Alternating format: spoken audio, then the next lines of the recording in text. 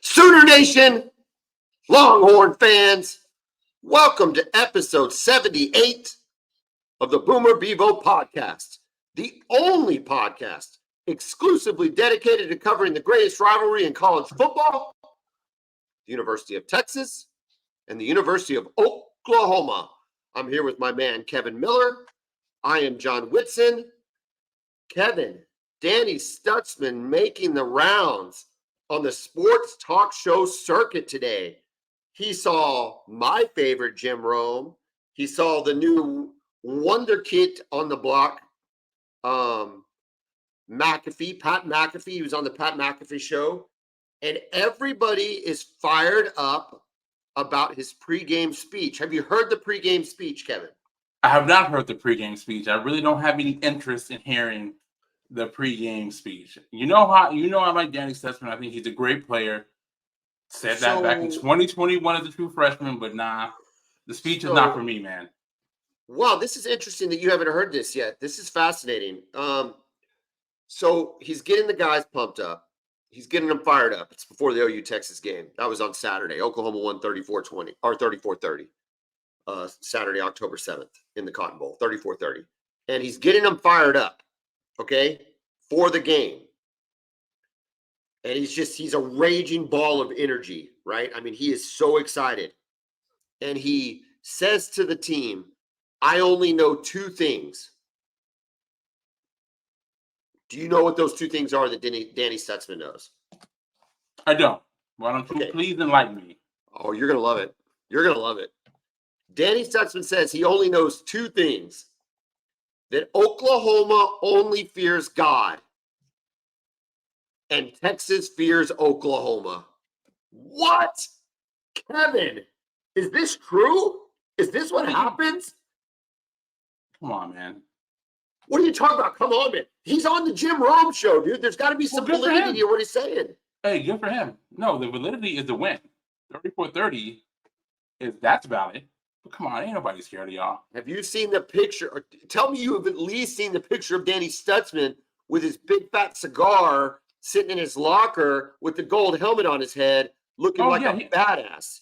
Look, he earned that. Yeah, he earned that. Go ahead. You're not offended by that. You're not offended by him. No, by smoking a cigar in the locker room after a big win. Nah, man. To the biggest go to spoil. But the Texas fears Oklahoma. Come on, man. Ain't nobody scared of y'all. Well, that's what Danny Stutzman said. I don't know. I tend to believe him. I think the guy knows what he's talking about. Hey, whatever you got to do to get your team fired up, I'm all for it. But come on, man. Do we think it's fair to say that Texas only fears Oklahoma when it's 1st and 1 at the goal line? Is that possible? Again, not scared then either. And effective, yes. What you're telling me ain't nothing to be scared of. You'll take scary like that. You'll take 4 more downs from the 1 yard line. That's what you're saying to me. Yeah, if we get that again, we're getting in. We're getting in. I would hope so. It's the freaking 1 yard line. It's the 1 yard line. Yeah, I don't care if you're playing against. I don't know. Would have been some great defensive lines in the history of any level of football. Apparently Oklahoma 2023. I mean, because they just shut you down on the 1 yard line with two defensive linemen and two big old defensive linemen. Yeah, good ones too. Yeah, it's not a really good running back and a really good offensive line minus your center. You got shut down. And you know what the crazy part of that was? The crazy part of that is I swear your defensive tackles whiffed every time they were in. I don't think they put on one of the plays, and I don't know how the play was designed for him to run, but there was one play where everybody crashed in and the entire right side was open, and he ran into the middle and got stuffed. But I don't know, man. I told you, there are zero excuses for having 4 chances and not getting in from the 1 yard line. I don't care who you're playing against. Look, I did not want to come at you this hard with Danny Stutzman quotes about how much y'all are scared of Oklahoma. But I am so sick of reading on the Twitter how Texas is still at power rankings. Everybody's power rankings still has Texas ahead of Oklahoma. Who is everybody? Are you talking about Josh Pate? Is that who you're referring to? And remember, first of all, let me just say this. Josh Pate's rankings are based on the model. on a statistical model that they use. They have this weird algorithm that ranks the teams. That's what his is based on, if that's what Does you're it not referring count? to. Does it not count wins and losses? Does it not count head to head? Am I missing something I don't with know. sports? I didn't create the model, but I'm just explaining that that's what his model that he uses says. I don't know what all goes into it.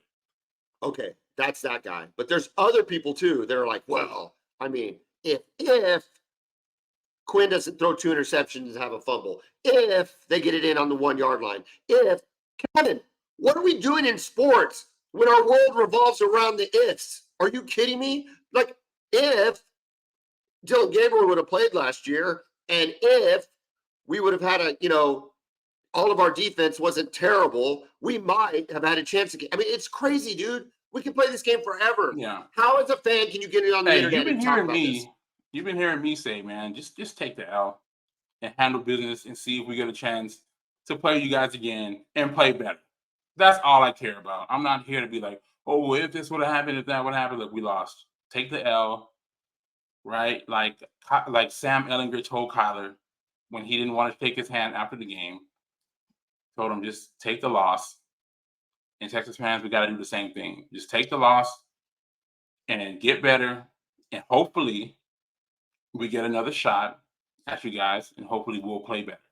What was Texas fans' reaction in 2018 to Kyler Murray crying after the first game he had lost as a starting quarterback in 5 years? Maybe It was longer. absolutely glorious, man.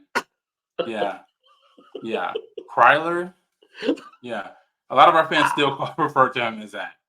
But here's the thing, though, right? What y'all do? We took the L. Y'all got better. And went about our business. That's right. And then what happened? Y'all got us again. And Kyler won the Heisman Trophy throwing the football on that day, too. We didn't let him run. And he was like, all right, that's cool. You ain't going to let me run. I got you from the pocket. So he got the last laugh. And I'm just going to sit back and hope we can do the same. But if we do, oh, man, y'all better watch out. One of the battle scars from this weekend was announced yesterday. Andrell Anthony out for the season with a likely knee surgery, probably all sorts of ACLs, UCLs, MCLs. It's not good, dude. You and I are both on the record. We do not love the injuries, either team. So that sucks. And big loss for OU. Huge loss. Because, I mean, we had questions about him going in. We knew he was fast, right? He was fast at Michigan. Didn't really work out there. Came to OU, and he's done a really good job this season. Led the team in receptions and yards, if I'm correct, right? Yeah, he's our number one receiver. One receiver. So It's a huge loss, and you guys got to see who's going to step up to replace him. Because, like I said, it's a huge loss. Well, I think we got to count on Farouk, who had a tremendous game against you guys, and has played well all season, really, to be fair. But he's got to elevate that game. Nick Anderson, you hope. Well, I think it's unlikely to think he can keep the same receptions to touchdown clip going, but I think he needs to start. We'll start seeing maybe a volume pickup in just the number of receptions, number of targets. But the interesting person that I'm wondering if he'll start to see time is Jaquez Petaway. We saw him. He got a touch in Texas on the reverse on the kickoff that was called back. That was his only touch. I feel like that's been his only touch in a couple of weeks, maybe 3 or 4 weeks. So we both know, you've talked about him. Texas was high on him. See if he maybe gets some of those Andrell Anthony touches that have to go to somebody. But this sucks, dude. This sucks. As you get into this part of the season, right, I think you really start to see your true freshmen kind of start to get it and play a little bit more. I expect Texas to have some younger guys playing a bigger role as the season progresses. So hopefully it's a huge chance for him, right? Because I know you got Stoops and I know you got Gavin Freeman, who you guys like, but they're more slot guys. You need somebody else who can play on the outside, and I think Petaway can be that guy. Well, I think Petaway and Nick Anderson. Yeah, Nick Anderson, of course. Yeah. Yeah. But I think, I don't know for sure. I'm not like a talent evaluator at the wide receiver position. You might be able to help me out with this. The intuition I have is that Petaway probably a little more technical route runner than Nick Anderson, and Nick Anderson's Ye- kind of a down Yeah, the he's a field kind of a guy. big, fast guy. Yeah, he's a more of a size guy. Yeah. I mean, here's the thing about your scheme, right? Generally, there's only a few routes. It doesn't command that the receivers know the entire route tree, Okay. right? Mostly it's hitches, comeback routes, the go routes, and then you might have a few crossing routes too. Kind of that's what you killed us on the last drive is those crossing routes across the middle, making those Texas linebackers have to try to cover those guys going across the middle. So I'm curious. He played quite a bit in the first game, right, against Arkansas State. He was out there a lot, but haven't seen too much of him since then. So I'm not sure what the deal is, why he hasn't been in the rotation as much as you would expect. But it's one of those things, man. It's like, hey, you got to get ready now. Yeah, I yeah, mean, you're I needed agree. now. You're not just a luxury. Update on Texas players coming out of there. You had your center. You still had your Tavion Saunders. Catalan didn't make it back into the game. Where are we at from a? Did you any Yeah, word on as injuries? Majors should be back probably for Houston. If not, he'll be back the following week against BYU. Um, Sanders should be good to go for Houston. He just needs some rest, which is so the bye week really did come at a good time for Texas. Catalan, he said it's still day to day with him, so not exactly sure what his status is. I think they were still needing to do some testing. I haven't heard anything else since then though, but it's going to be good for them to get those guys healed up. Nothing of the season-ending variety that I've heard though, so they just need time to heal. Um, Oklahoma is living on cloud nine right now, and it almost makes me a little nervous. I know we've got some time. I know we've got a bye week. We've got time to kind of regroup. I got excited when I saw Stutzman's making the rounds, but at the same time, I kind of wish maybe we weren't acting like we won the national championship on Saturday, because that's almost what it feels like, and I don't love that. But that's okay. If this is how we motivate kids, is to let them enjoy their successes and enjoy their wins. I'm going to trust the coaching staff on that. But the old school part of me makes me nervous. I feel like saying that game was over on Sunday night, but it's Yeah, the I don't know if it celebration. would be like this if it wasn't a bye week. If you guys didn't have the bye week, I don't think Stutzman would have been over all the talk shows and everything today. It wouldn't be as much talk. I think you're gonna enjoy it, see what you can get out of it while the guys are resting up. But I think next week it's got to be full go because thankfully It's you got don't to have be. a game this weekend because we saw the remember with Texas, right? They beat Alabama and then you saw a bit of a letdown in the first half, really the first three quarters against Wyoming that following week, Yeah. right? Because you're just on such a high. So I think the bye week will help you guys enjoy it this week, refocus, get ready to handle business against UCF next week. How is okay, outside of the crazies on the Twitterverse that still claim somehow that Texas is demonstrably better than OU? How is Texas fan doing? How is the Texas team doing regrouping? How are you doing? What is the outlook for the next couple of weeks? Yeah, I think the first couple of days after the game is just like, wow, like we actually lost that game. And again, Texas didn't deserve to win the game, right? Based on the play for 60 minutes, OU was a better team. What was hard about it is the fact that despite, as bad as they played, you still had the lead with the minute 17. And when you have that lead, you should win the game if you're Texas, right? If you were up with a minute and 17 left and they have to go 75 yards, that's a No game you timeouts. should win. No timeouts. No. Yeah, exactly. Good point. With no timeouts, that's a game you should win, right? So that part is frustrating. But you look at it, you just kind of go back and forth. You look at the positives and the negatives. Positive is like, man, we weren't playing well. We weren't playing well at all, but somehow we still were able to get back into it. And obviously, it took some mistakes from OU. I'm not saying that OU played a perfect game either, right? I think everybody left points on the tables in one way or another. But you didn't play well for Texas. You still somehow had the lead. We're able to fight back and get the lead. So it gives you some optimism going forward. The schedule is definitely more manageable going forward too. I think you just got to learn from this loss, right? You found things that you can improve, right? You said, okay, how were they able to exploit this? right? We have a really good defensive line, and I still believe that. I don't have any different feelings about our players than I did going into that game. Was like, what did Oklahoma do to be able to neutralize that threat, right? So we got to be better in the quick passing game, defending that.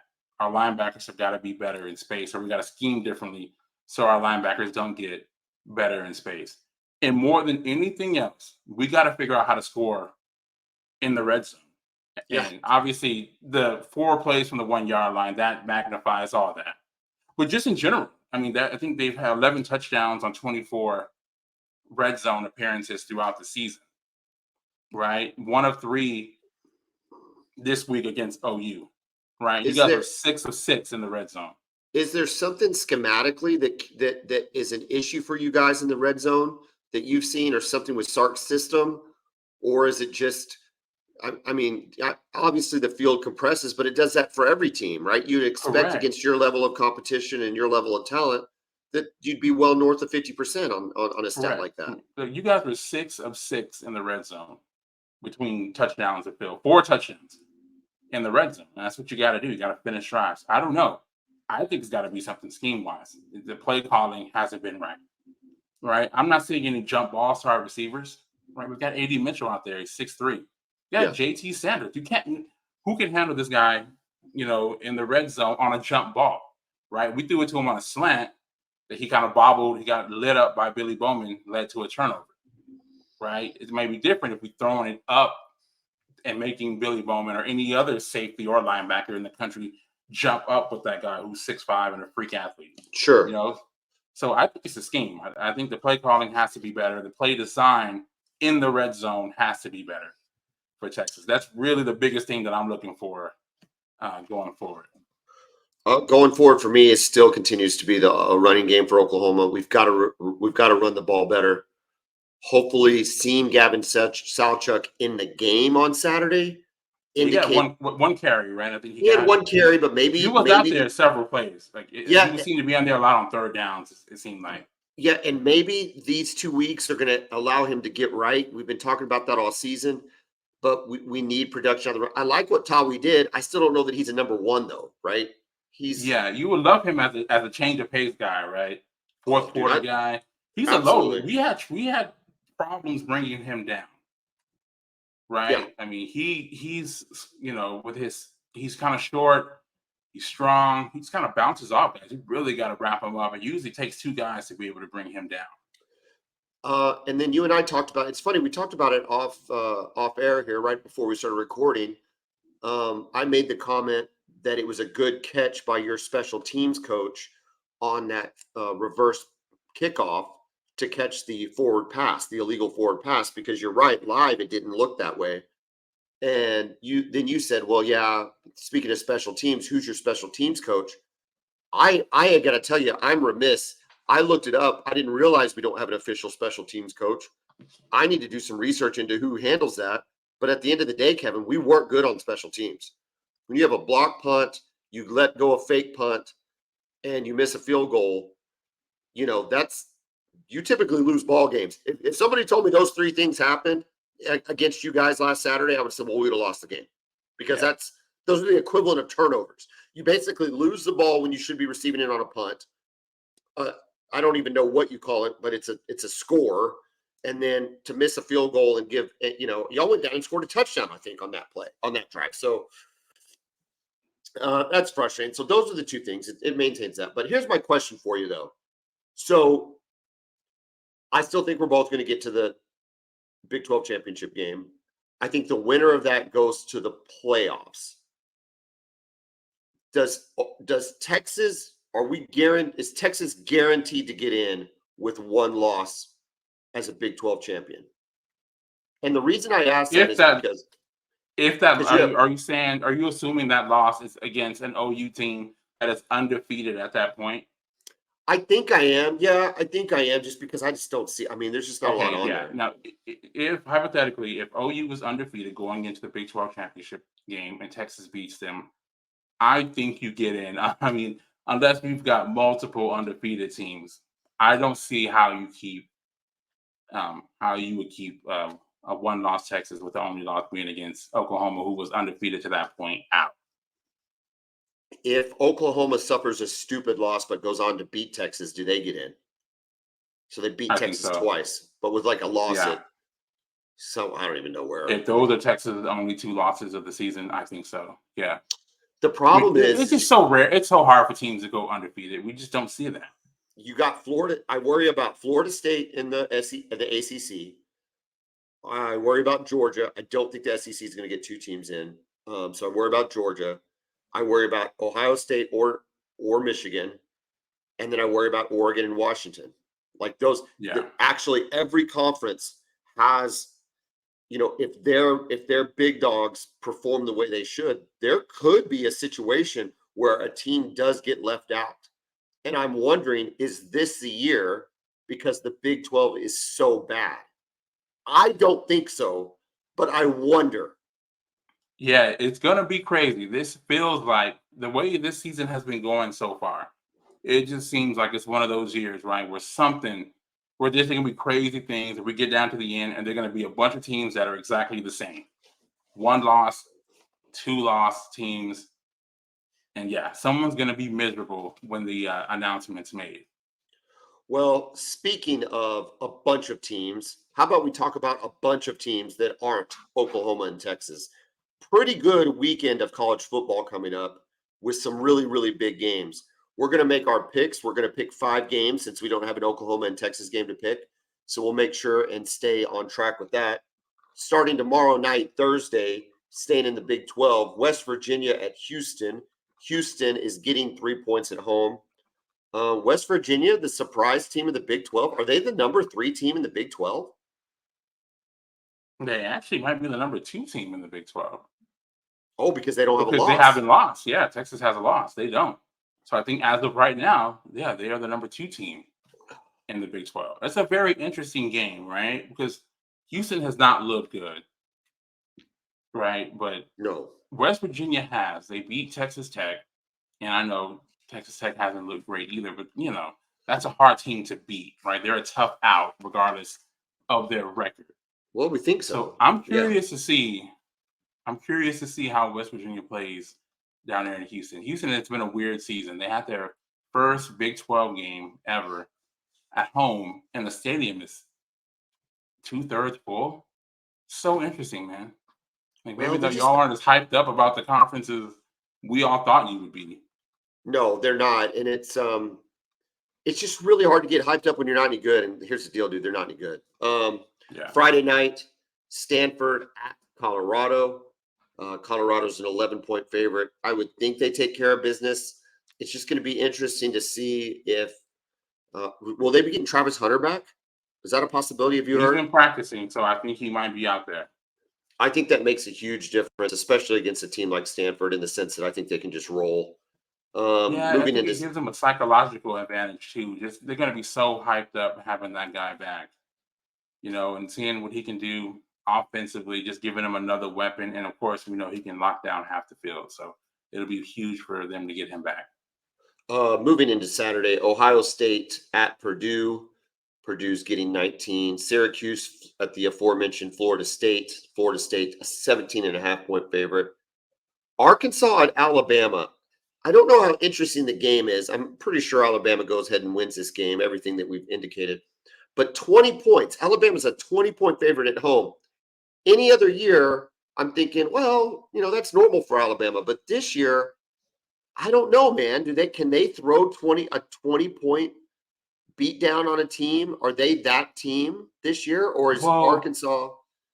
What I've noticed about Arkansas, yeah, and they're obviously competitive, right? Like Sam Pittman is their head coach. They're going to come out and fight every game. We saw that against A&M a couple weeks ago.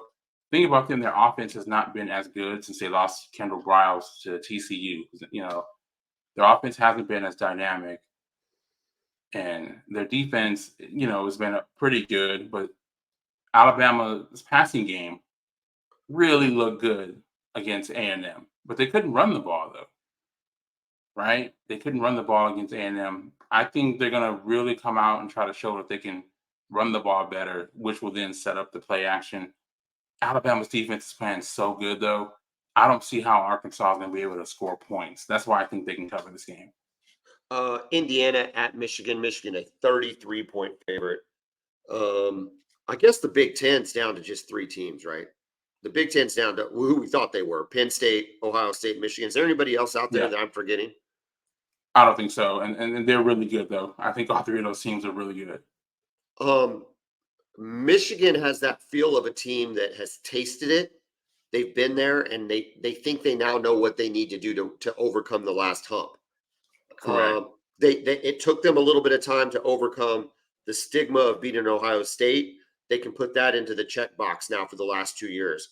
They were in a thriller in a playoff game, lost to a good TCU team, but now they can put that into the box and say, okay, we know what to do now. Michigan makes me really, really nervous. If I'm having to choose today who the best team and who comes out of the Big Ten and goes to college football playoff, to me, it's Michigan. I don't trust Ohio State's quarterback. I do trust Michigan's quarterback. Okay, you do trust McCarthy. I do. Well, I trust him. I think he just more than McCord. More than McCord, yeah. I mean, I don't know that I trust McCarthy to. I don't trust him over Dylan Gabriel or at the low end, and of course any of the high end players. I mean, I don't put him over anybody else, but I think he's pretty solid. I mean, I think he's solid. Again, I think it's that learning factor, right? He's been there, he's done that. He'll be comfortable this time. I don't know, man. And they've been recruiting well over the last 3 or 4 years. I just like where Michigan's going. And real quick, man. Yeah, go ahead. If they beat Ohio, as good as Brian Day has been, I think he's lost 7 games, and this is his 4th year. Is it 3 of them to Ohio State? 2 of them to Michigan. I mean, to Michigan, yeah. Yeah, but it's been the 2 in a row. It's been the last 2. If they lose in Michigan now, his seat's going to get warm because at Ohio State, man, we've seen this before. Remember they had John Cooper in the 90s?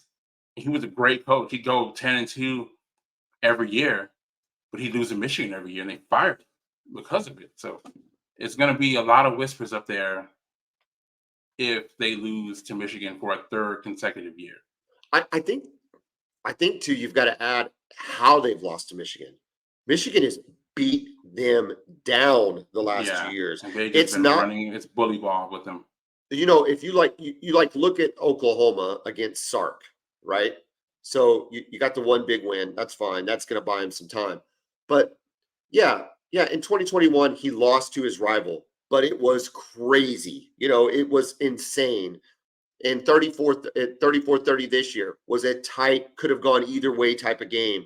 The ball bounces one way or the other, it goes different. That is not what happened to Ryan Day at Ohio State. He's gotten the doors blown off of his team by Michigan. Harbaugh has his number, and it's ugly. Yeah, it's looking like some of those Stoops and Mac Brown in the early years, in the early 2000s. It's kind of getting that feel. So if you're Ohio State, you cannot lose a psychological advantage before you step on the field. Reestablishing themselves last week as the clear number 1 team in the country. Georgia goes to Vanderbilt, where they will be a 31.5-point favorite.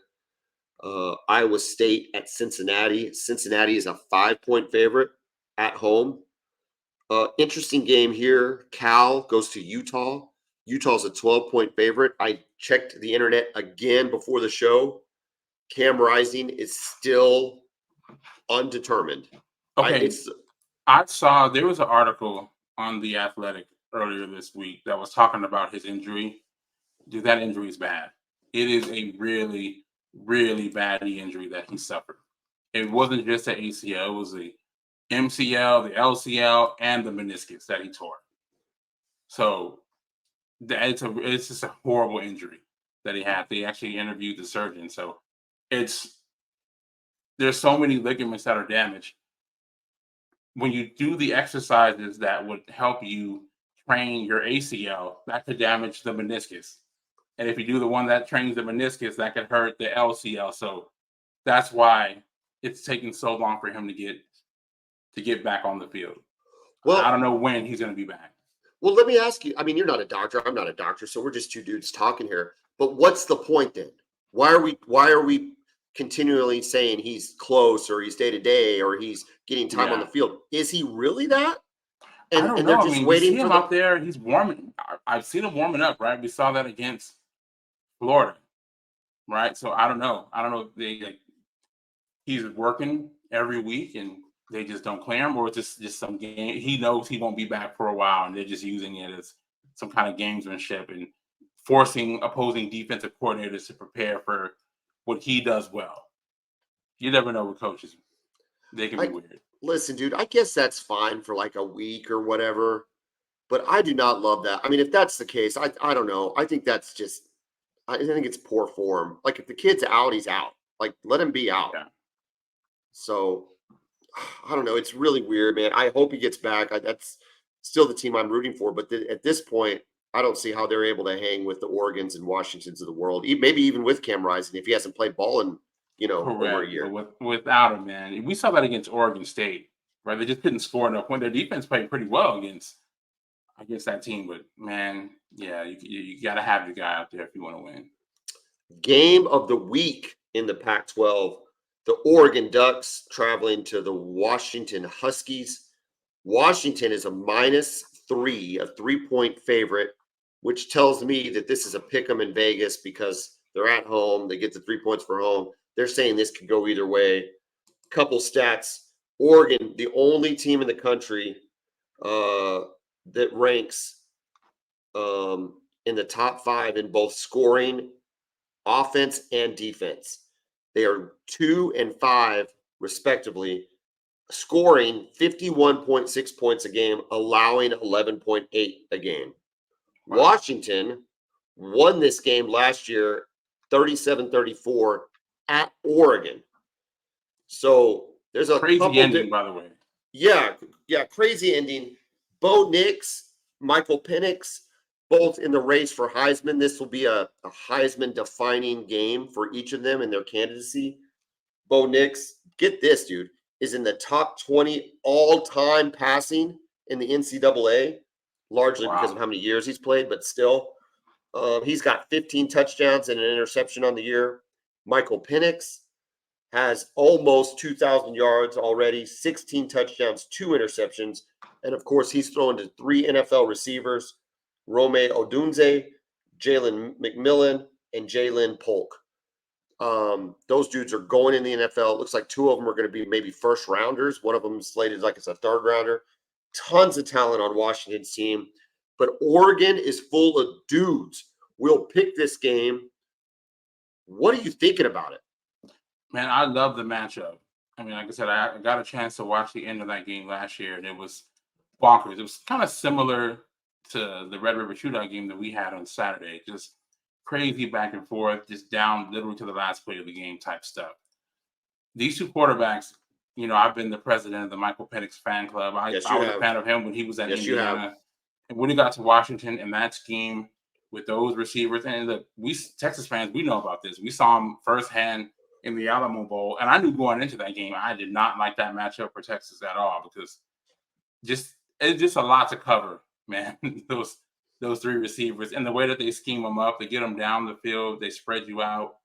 It's kind of like their offense is what I think OU's offense will be once you continue to elevate, the recruiting with the receiver talent, right? Once you get 3 dudes out there, that's what that offense can be because they spread you out and they get those guys going down the field. It's just a lot to cover. I really like Oregon, though. We saw what their defensive line can do when they're motivated. We saw what they did against Colorado. Again, their offensive line isn't great, but it was a statement game for them, right? It was a game that they all took personally. I don't know, man. It can go either way. You make reasonable arguments for either team here. I mean, I give the edge to Penix in the quarterback battle, the quarterback matchup or whatever. Same. I give the edge to Oregon because of their defense.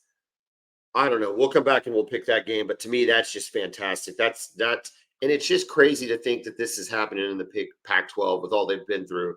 The fact that this is the last year of the conference being the way it is, too. When you have all these great quarterbacks and great teams and great players, and then next year they'll all be in different conferences. So it sucks to see. A&M at Tennessee. Tennessee's a 3-point favorite, which is interesting. A&M coming off a tough loss to Alabama. Tennessee trying to continue to establish themselves in the SEC East.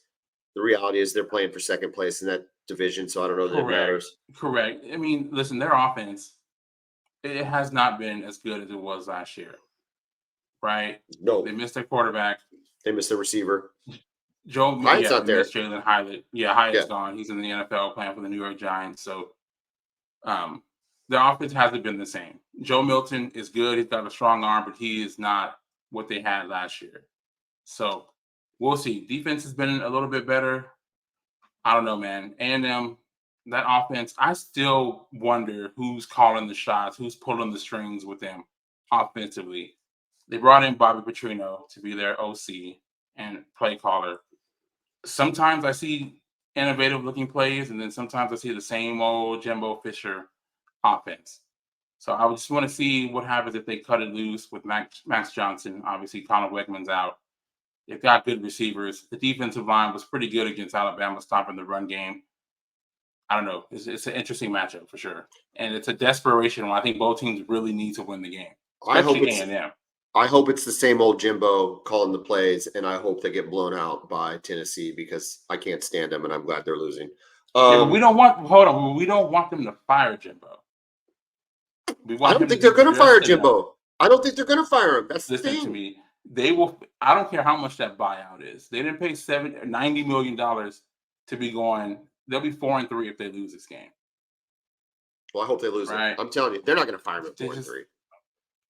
I'm not talking about now, but just the way it projects. They haven't even played Alabama yet. They still got to play LSU as well. If they have a 5-7 type season, they're going to fire Jimbo. And we don't need Deion Sanders going to College Station. Neither of us need that. Does Shedeur go with him? I don't know. He might go to the NFL. You have to get a waiver. Which is Shedeur an NFL player? Shedeur's going to. Oh yeah, absolutely. Yes, NFL quarterback, 100%. Yes, 100%. Wow, I don't. Oh, he's pretty good. Watch the tape, man. Just watch the tape. Oh, it's weird. Okay, all right. We'll come back to that. That's an interesting discussion. We'll come back to that. Kansas at Oklahoma State. Kansas is 3-point favorite.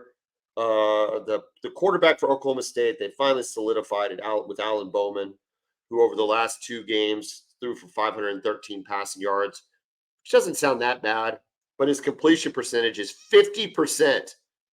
Ooh. 50. I don't know, man. But that win against K-State was eye-opening for sure. Now, I don't know if that's just bad on K-State. Well, I think we thought K-State was going to be competing for third, maybe even a chance to be second in the conference and get to Arlington to play in the championship game. Right? I mean, you thought that, I thought that. So that's just an eye-opening loss and an eye-opening win for Oklahoma State. I think that speaks more to K-State's ability to throw pick sixes than it does Oklahoma State's ability to do anything. This game doesn't mean a ton, but I'm interested to get your thoughts on it, and we might end up picking this. BYU's at TCU. TCU is a 5.5-point favorite despite being 3-3. BYU's 4-1. Is BYU just getting no respect, or is this line accurate and you think TCU goes ahead and wins? BYU, I think they're averaging like 60 yards a game rushing. They can't run the ball. And I don't care, like, if you can't run the ball, even though you want to. They're still 4-1. They are 4-1. They've been playing well. I don't know. I think this is just a talent thing compared to TCU. TCU is an interesting team, too. I mean, they lost, and they lost pretty handily to Iowa State. So I really don't know what to think about this game. All right, let's get to the other big game of the weekend. USC at Notre Dame. Now, this would have been bigger if Notre Dame would have held on and beat Louisville. Louisville. This would have been a much bigger game, but as it stands, it's still a pretty big game. The Notre Dame, surprisingly, is a 2.5-point favorite against your favorite USC Trojans. Have you seen the weather for this game? Well, I heard that USC was doing some kind of simulated rain practice, so I'm assuming it's not going to be good. What do we got? Do you know what this? Have you seen videos of this simulated rain practice? No, I heard about it, but I haven't seen it. It's like a super soaker. They're squirting a super soaker at the punt returner. Can they not just turn on a sprinkler or something? Dude, it's the dumbest thing. Listen, dude, it's the absolute dumbest thing you've ever seen in your life. I've never seen anything so stupid. It's pretty embarrassing, man. If I was coaching little kids football and I said, well, it might rain, so everybody bring their water guns and we're going to shoot them at each other and that'll get us used to playing in the rain, parents would look at me like I was the biggest idiot on the face of the earth. I just can't. What in the world is happening at USC that somebody said, I don't know, go get a super soaker and let's spray it at the punt returner and to simulate rain? Like, Yeah, come it's pretty on. embarrassing. I haven't seen it, but if what you're telling me is accurate, yeah, it's pretty weird, Well, man. I don't see how that no, works. I'm telling you, and it is accurate and it's stupid. Anyway, they're doing that. So maybe Lincoln Riley knows something because the weather is supposed to be rainy, windy, and in the 50s. Definitely not Southern California weather. This is Notre Dame weather. But you know what, dude? Notre Dame's on turf these days, right? They're not even on grass Yes, anymore. they got rid. Remember, we used to talk about how they would keep their grass mode taller than everybody else, right? I bet they wish they I had. was I really bet they wish. surprised to see that. I bet they wish they had tall grass for USC this week. Correct. You gotta slow those dudes down. Especially Anyway, number 13. the matchup is really this. Okay, Notre Dame at best has a questionable offense versus what only can be described as a completely and totally inept defense of USC. USC, on the other hand, explosive offense versus a physical defense. USC, get this, scoring 51.8 points a game. But they're also allowing 27 points a game. And this is against teams that they should be superiorly talented over. They've allowed teams to score points that just really have no business. Notre Dame scoring 31.8 points a game, going up against harder defenses. They've now gone up against Louisville, Duke, Ohio State. Those are all in those numbers. So Notre Dame, while we don't think of them as lights out, and by no means am I categorizing them as them, they really haven't played a defense as bad as what USC is going to throw out there. Not On at the all. flip side, Notre Dame's only allowing 15.9 points a game. Dude, Notre Dame is stingy, dude. They're stingy. They're at home. The conditions are not in USC's favor. Is this the weekend that Caleb Williams finally loses in the 2023 season?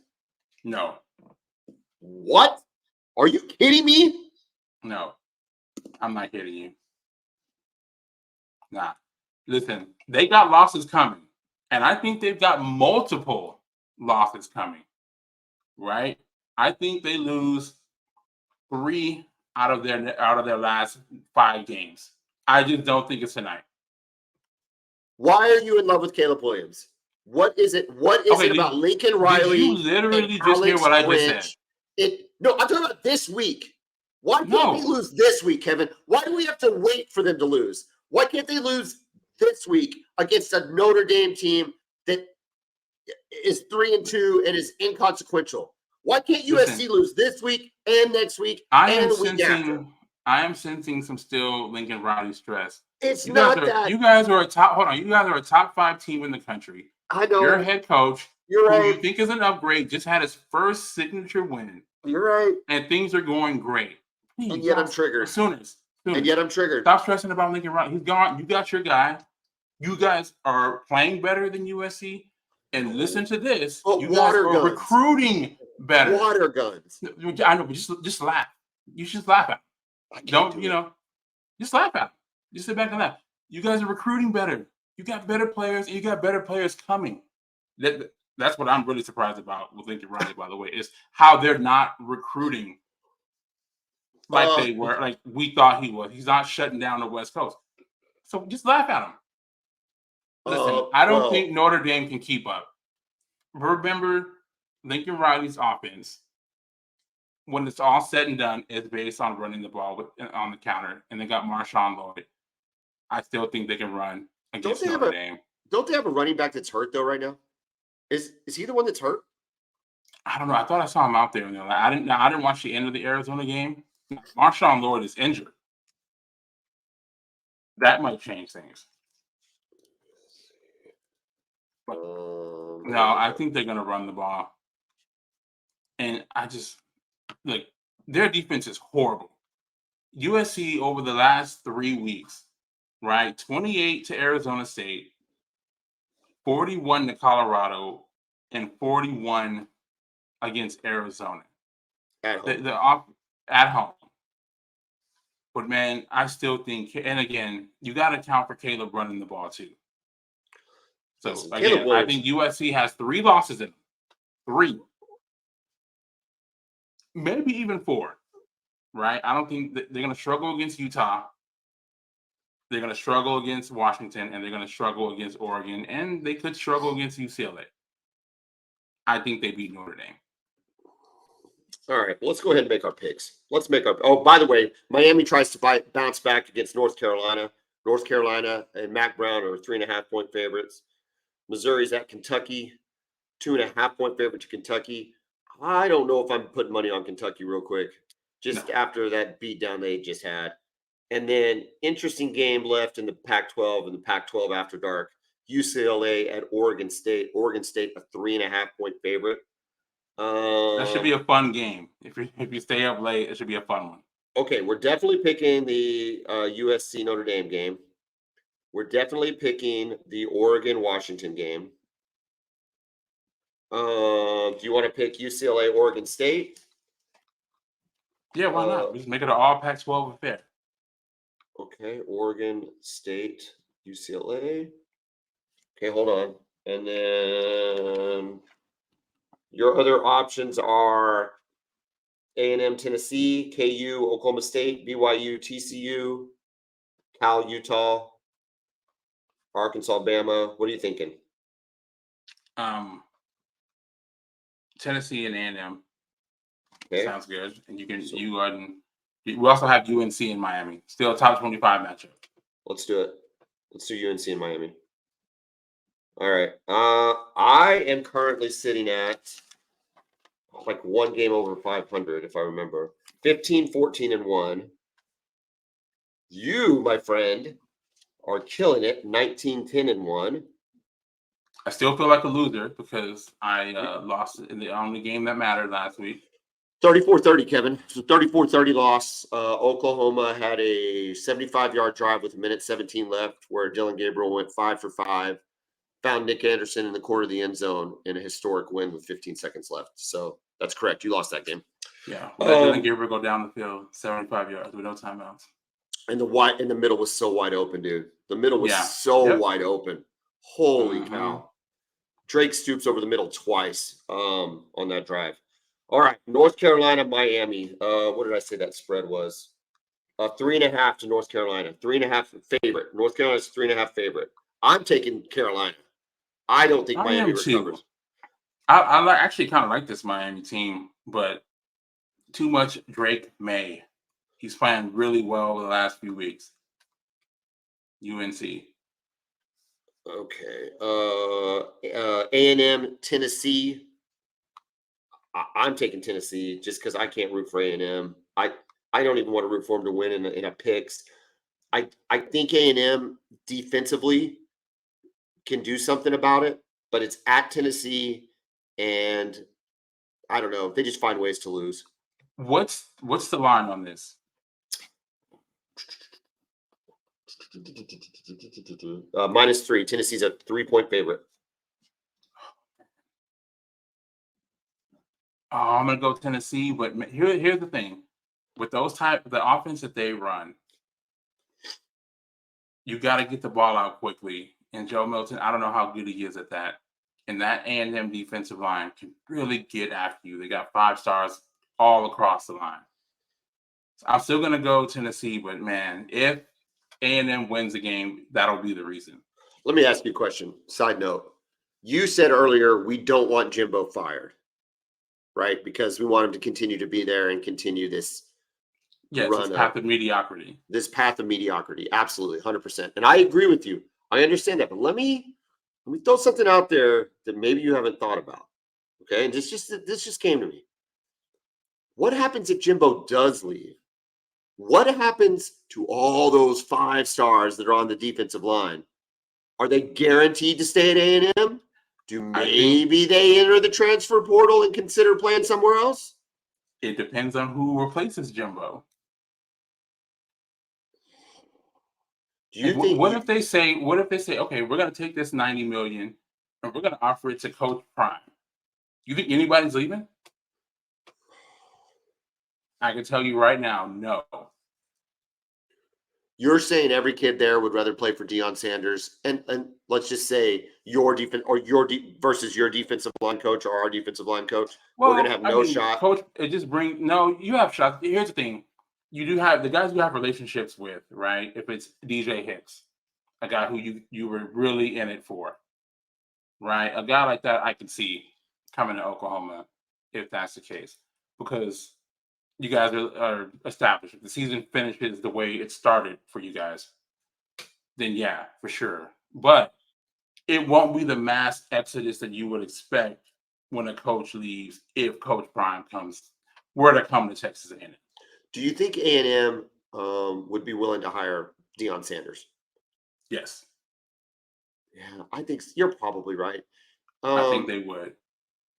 I would hate to see that. How is he with Texas high school coaches? Because he coached in high school in Texas. He did. I think he'll be great. I think he'll just be Prime, right? And I think all right, you might be right. We already know what it is. I hope I'm not. The last thing I want to see. So what you're telling me is the devil we know. When we go into the SEC next year, we want the devil we know, which is Jimbo Fisher. Yeah, I'll take Jimbo Fisher there. Okay, he just looks like he doesn't even. No, he doesn't know what's happening. He doesn't even like. He's just making. Y'all gonna pay me regardless. So hey, we're just gonna go out and do what we do. So yeah, please stay. Pac-12 after dark. UCLA at Oregon State. Oregon State's a 3.5-point favorite. I'm making this pick for one reason and one reason only. One of my very good friends, Johnny Chang, is a ginormous UCLA Bruin fan, and for that reason and that reason alone, I'm taking UCLA to cover the 3.5 at Oregon State. And this game is in Corvallis, right? That's correct. So it's a toss-up, really. At 3.5, they're saying it's a toss-up. You know, I like DJ Moore, the quarterback, their freshman quarterback from UCLA. You like the freshman quarterback at UCLA? I like him a lot. I also like DJ Uiagalelei. I think he's really good. I like UCLA's defense, but man, I can't expect them to go and win at Oregon State with a true freshman quarterback. That's why is he a true freshman? By week 6, or week 7? Are they still true freshmen? I think so, man. Dante Moore's his name, by the way. Sorry. Okay, so you're going I Oregon like Oregon State. All right, I like first point of disagreement. All right, SC Notre Dame. You've already told me you got Notre Dame, or you got USC, right? Yeah. What's the line? It's Notre Dame's favorite. 2.5 to Notre Dame. Yeah, 2.5. Yeah, I'm gonna go with It's forget Lincoln Riley, right? It's Caleb Williams. It's so difficult for me to pick against him. I have seen this firsthand when he was a true freshman who hadn't even started a football game yet. When you see that against your team, it does something. We talked about this though, like we literally. Okay, look, objectively, we talked about this last week. How many times can he keep being Superman and putting this team on his back and completely carry them? He had to do that against Arizona of all teams. Arizona's terrible, Kevin.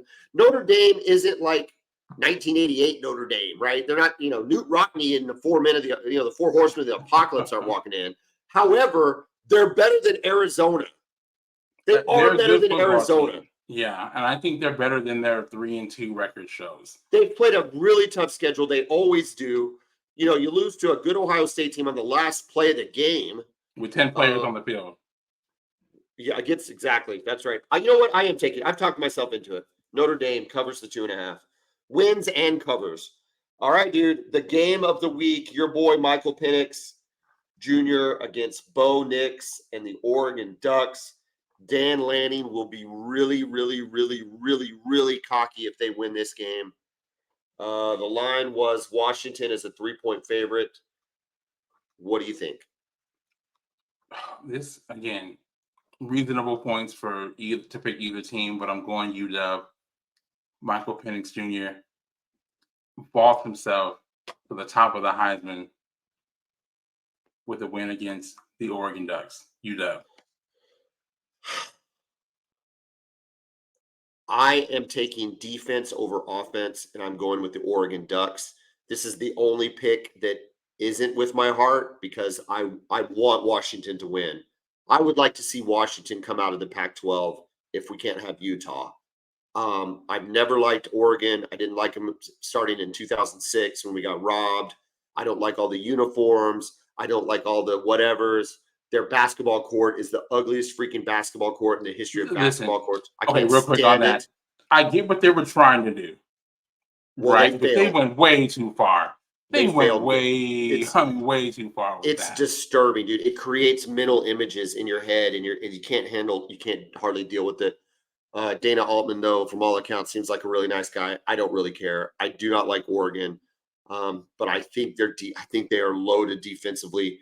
I think if they win at Washington, they might be the only team in the country that can challenge Georgia. Maybe them in Michigan. Can you If they imagine win. that? Dan Lanning, former Georgia defensive coordinator, potentially in the playoff against his old team.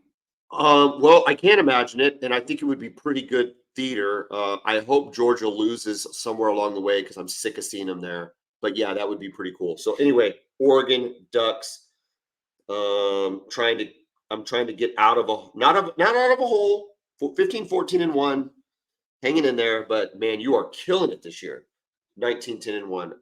Obviously, folks, if you've been listening, we got a little OU Texas talking there. It's pretty hard on a bye week, but that's okay. We got a little score heavy and line heavy in the back half of this episode, but that's all right because there's some good games to talk about. Kevin, what are you most looking forward to this weekend? Well, I'm looking forward to not having the stress of watching my own team play. Right, that game was brutal. It was exhausting. Really, by the first 6 minutes in the first quarter, I needed a nap. We've seen some crazy moments in that game, but that was just a complete frantic start to that game. And everything that game is supposed to represent, we saw. We saw everything. We saw the best in the fan bases, the atmosphere, the players giving everything they had. A player like Dylan Gabriel, who had something to prove and going out and proving it. We saw Texas fight back, being down 10 after having 3 turnovers. So yeah, you got everything you can want from that game. Well, you know what's so funny about that game is it never. You said it exactly right. It just never was like a normal game, the way I say normal game is in a lot of football games that you watch, and maybe more so in the NFL. College might be a little different, but still, in a lot of football games you watch, you'll have like 5 or 6 plays, and you'll punt it, in 5 or 6 or 7 plays, and you punt, and you kind of get into a rhythm, and it's not every play isn't the most dramatic, sitting on the edge of your seat begging for something to happen. I felt like every single play, I'm on the edge of my seat going, my God, if we A, don't make a stop, or B, don't pick this up, or whatever, the game is over. It's over on this one play. And it felt like that for every single play of the game. Yes, and we talk about this game with the momentum shifts that happen back and forth, and this game had so many. I mean, from one play to the next. You feel like when Quinn Ewers fumbled the ball, great play by Peyton Bowen, by the way, and you guys recovered it. I'm thinking, and I texted, I'm like, this might be a blowout. And I legitimately felt that. You guys had all the momentum and the football. You had just gone down the field and scored on your opening possession of the third quarter. So I'm like, man, we really can't stop you guys. And we just turned it over again. We're about to be down 17. Everything's going to fall apart. But again, defense gets a stop, and then next thing you know, it's tied again. So we had it.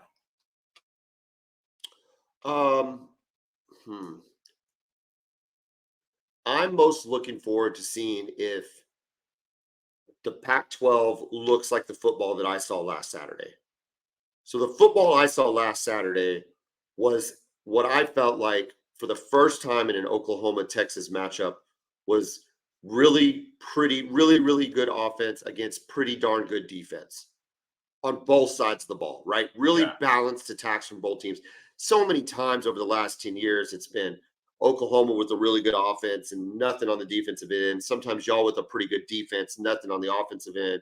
Just kind of these mismatches of whatever. And, yes, the games might have been exciting, but you could tell they weren't very good. These teams, I thought on last Saturday, I could tell were really good.